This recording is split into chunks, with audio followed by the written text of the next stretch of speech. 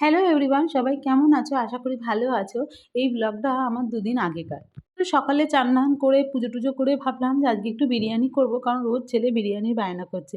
তখনও ভাবতে পারিনি যে ওয়েদারটা এরকম বাজে হয়ে যাবে। ভাবলাম এত গরমের মধ্যে কিনে আনবো, তার থেকে ঘরেই একটু বিরিয়ানি ট্রাই করি। রান্নার সব জোগাড় করতে, করতেই ১২টা যখন বাজে দেখলাম আকাশটা পুরো কালো অন্ধকার হয়ে গেল। তারপর প্রচণ্ড কালবৈশাখী ঝড় বৃষ্টি হলো। যার জন্য না আমি আর পুরো ভিডিওটা করে উঠতে পারিনি যে বিরিয়ানিটা কিভাবে করেছি। আর তার সাথে করেছিলাম চিকেন চাপ। জানো সেদিন চিকেন চাপ আমি ফার্স্ট এরকম রেস্টুরেন্ট স্টাইলে বাড়িতে ট্রাই করলাম। বিশ্বাস করো বুঝতে পারিনি যে ১ম বারেই মানে পুরো ছক্কা দিয়ে দিয়েছি। মানে এত ভালো টেস্টি হয়েছিল।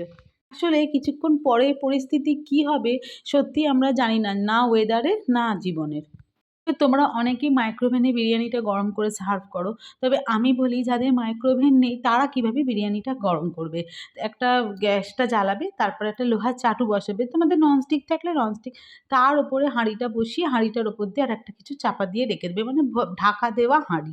এরকম করে যদি ১০ মিনিট রেখে দাও, বিরিয়ানিটা দমেও হবে আর গরমও থাকবে। তবে আমি এটা করেছিলাম চিকেন বিরিয়ানি, আর আমার মাকে একটু দেবো বলে আলাদা করে একটু আলুর বিরিয়ানিও করেছিলাম। কারণ সবাই জানে যে আমার মা চিকেন খায় না। দেখতে একদম রেস্টুরেন্ট স্টাইল হয়েছে কিনা তোমরাই বলো। এই বিরিয়ানিটা দমে বসিয়ে আমি ভাবলাম বিছানার চাদরটা চেঞ্জ করে নিই। ওয়েদারটার যা অবস্থা আজকে তো আর কাচা হবে না। যদি কাচি তো কালকে। দেখবে ঘর-দোর গোছানো বা পরিষ্কার থাকলে মনটা অনেকটা ভালো লাগে। এই ঘর গোছাতে, গোছাতে তোমাদের সাথে একটা কথা শেয়ার করি যে পরিবর্তন আমরা চেয়েছিলাম, কিন্তু সত্যিই বলো তো এতটাও কি পরিবর্তন চেয়েছিলাম? যেভাবে স্টেশনের লোকগুলো বেকার হয়ে যাচ্ছে বা গরিব মানুষের রুটি-রুজি কেড়ে নিচ্ছে, সত্যিই কি আমরা চেয়েছিলাম? এরকম সরকার কি সত্যিই আমরা কোনোদিন আশা করেছিলাম? এখন সবাই বলবে যার পোষাবে না সে নিজের বাড়ির তলায় জায়গা করে দাও, তাকে দোকান করে দেওয়ার। এটা কোনো লজিক্যাল কথা হচ্ছে না, সেটা তোমরাও জানো, আমরাও জানি।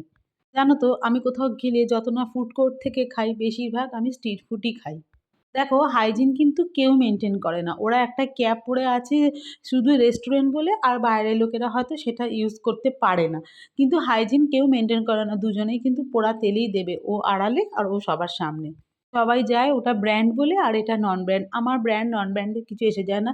রাস্তার খাবো ভাবলে ব্র্যান্ডও যা নন ব্র্যান্ডও তাই। আর বাড়িতে খেলে তো সবটাই হাইজিন মেইনটেইন হয়। তবে যাই এবার গিয়ে মাকে বিরিয়ানিটা দিয়ে আসি।